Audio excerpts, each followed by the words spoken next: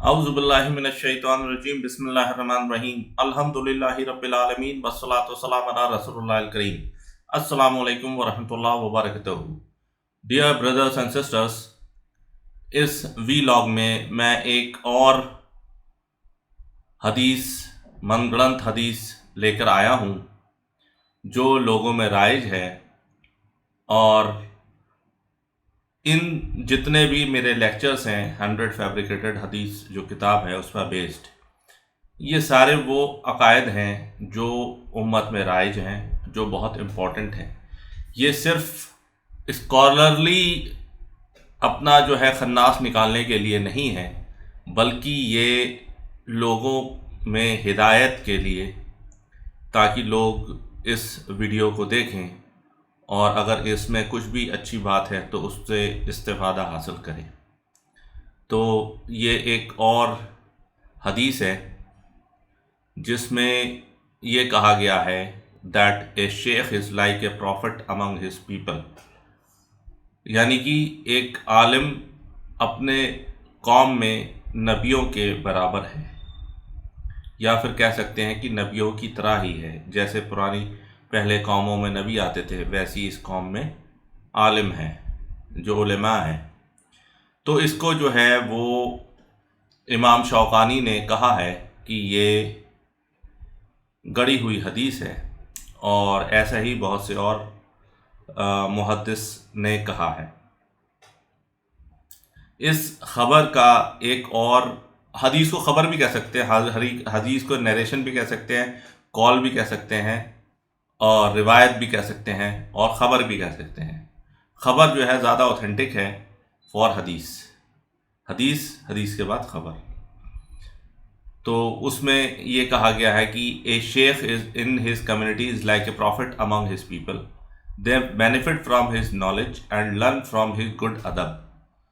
तो इसमें ये कहा गया है कि जो एक आलिम है, जो एक शेख है, वो शेख मतलब दीन जिसको आता है, दीन की नॉलेज है, ना कि ये कि शेख कास्ट नहीं, जिसको आता है। ए शेख इन is community is like a profit among his people, यानी कि वो एकदम नबियों की तरह है अपनी कौम में, क्योंकि लोग उसके नॉलेज से, उसके इल्म से इस्तेफादा हासिल करते हैं, और उसका जो रहने सहने का तरीका है, जो उसके अंदर अदब है, उसको वो लर्न करते हैं, उसको देखकर उस पर वैसे ही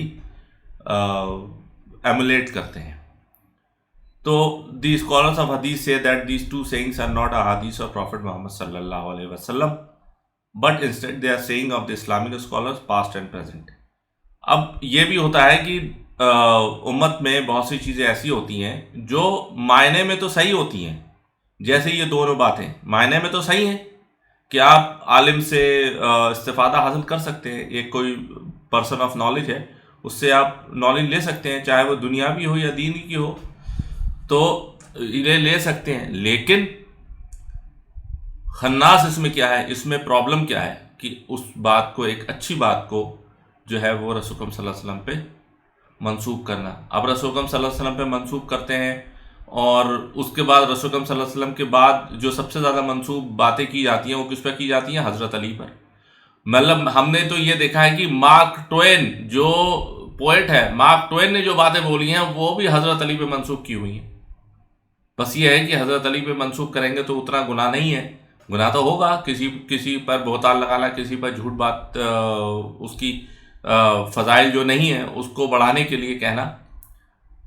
लेकिन रसूल सल्लल्लाहु अलैहि वसल्लम के बारे में भले ही आपने सही बात बोली है, लेकिन जो आप सल्लल्लाहु अलैहि वसल्लम ने नहीं बोला उसको आप मंसूब करेंगे तो आपका ठिकाना जहन्नम है।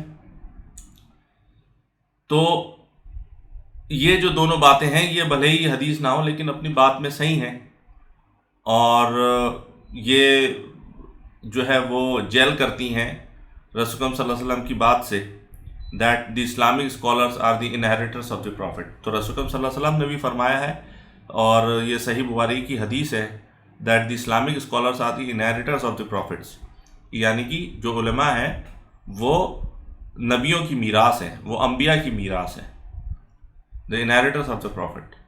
तो دی مسلم کمیونٹی جو ہے، جو مسلمان جو ہیں، اس لیے اس وجہ سے جو علماء ہیں، جو سنسیئر علماء ہیں، جو سنجیدہ علماء کہہ سکتے ہیں، اور جو مطلب سنجیدہ تو لوگ کہتے ہیں سنجیدہ، ایک مفتی صاحب ہیں وہ کہتے ہیں بھائی سنجیدہ، لیکن جو ہے وہ سنجیدہ تو نہیں کہیں گے، ہر ایک جو اوتھینٹک آدمی ہے وہ سنجیدہ ہوتا ہے.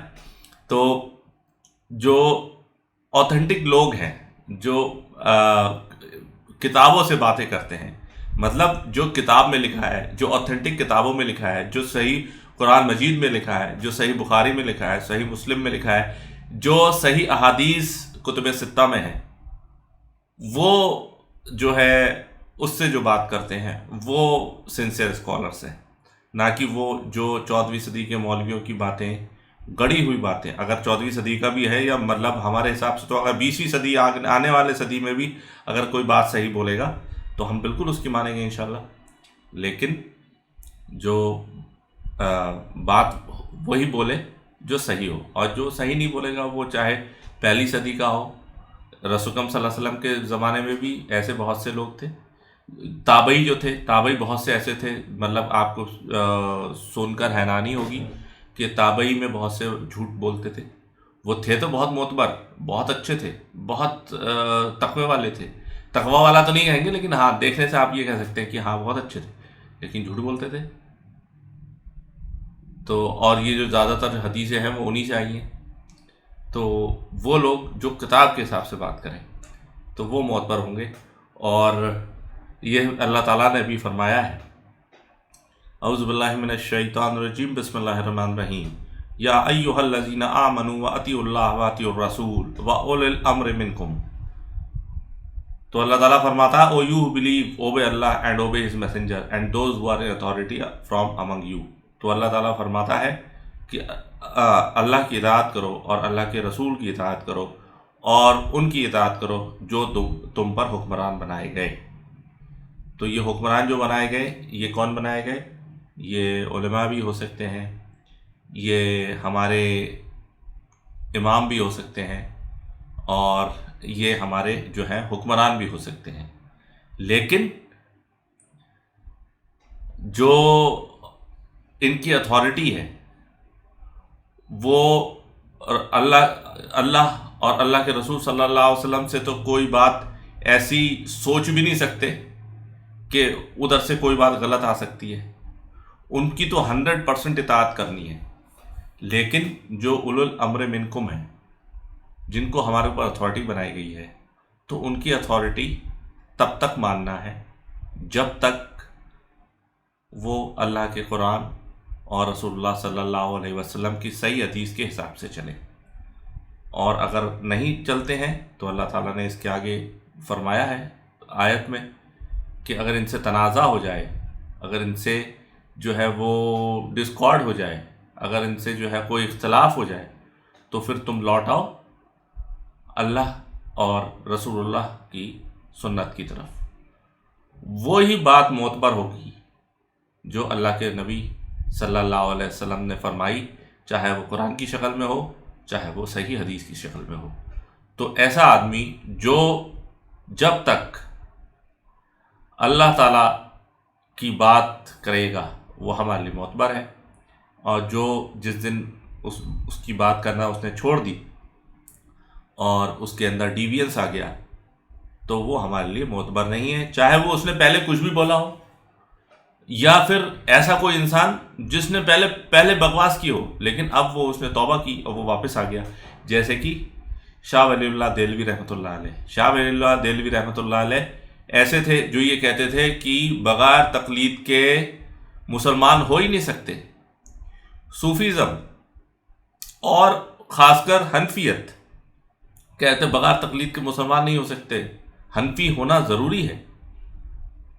لیکن جب انہوں نے مطالعہ کیا اور جب ان کو اللہ تعالیٰ نے ہدایت دی، تب انہوں نے کیا کرا؟ انہوں نے پرشین میں قرآن ٹرانسلیٹ کرا، کیونکہ انہوں نے کہا کہ عربی تو ہر کوئی نہیں جانتا، پرشین جانتے ہیں، تو پرشین میں قرآن مجید ٹرانسلیٹ کرا، جس کی وجہ سے 5 سے 7 سال تک آپ جنگل میں چھپے رہے. کیونکہ لوگ یہ کہنے لگے کہ بھئی اس نے قرآن ٹرانسلیٹ کر دیا. بالکل وہی باتیں ہیں جو اب ہوتی ہیں کہ ٹرانسلیشن مت پڑھو، یہ مت پڑھو، وہ مت پڑھو.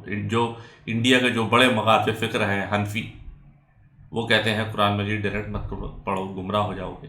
کوئی یہودی ایسی بولے تو آپ یہ کہیں گے کہ بھئی یہ کیا بکواس کر رہا ہے. لیکن مسلمان ہو کے، 5 وقتہ نمازی ہو کے، قرآن مجید کے اسکالر ہو کے، اور 2 بھاری فرقوں کو آپ لیڈ کر رہے ہیں، الگ الگ 2 فرقوں کے جو علم بردار ہیں، وہ دونوں آپ سے کہہ رہے ہیں کہ قرآن مجید ڈائریکٹ مت پڑھو، گمراہ ہو جاؤ گے، نعوذ باللہ.